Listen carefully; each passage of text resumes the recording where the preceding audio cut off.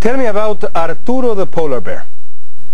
Well, that's an interesting story. I was photographing in Argentina in 2012, and I was in a few cities in the country, and I photographed this polar bear in Mendoza in Argentina, and it was by far the most depressing scene I've seen in a long time. One of the worst conditions I've ever seen for a polar bear. It was over 100 degrees outside.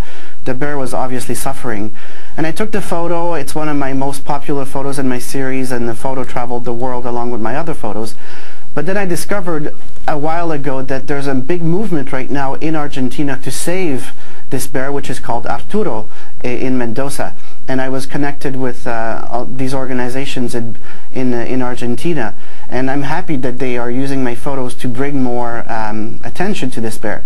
So we're hopeful that they might find a solution for this bear. They're looking for ways maybe to bring him to Canada, where there's a climate that would be more appropriate for his way of life. But, you know, that's what I like to see, that my photos are affecting people and maybe inspiring some for action, not just in Mendoza, Argentina, but all around the world. I want to see my photos being an inspiration for reform. So how did you get into this?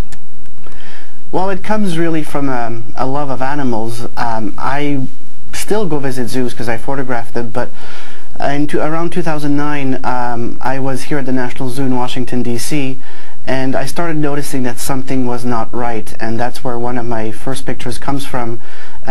It's an owl, but it is in an environment that could be described as an office environment, with fluorescent lights and plaster walls, and that's what I started thinking about, the environments in which these animals are, and trying to explore that through my photography, to look not just at the fuzzy, cuddly, pretty animal, but more at the environment in which we put them for our entertainment. What's the main problem you encountered in your travels? The size of the habitats, the conditions, the treatment? What's the main problem? All of the above. I mean, the most obvious usually tends to be the size of the environment in which they're put in, but it's also the condition. I've seen many places where, for example, large cats like tigers or lions are put in enclosures that are just cement boxes, where there's no plants, there's no water, there's no anything.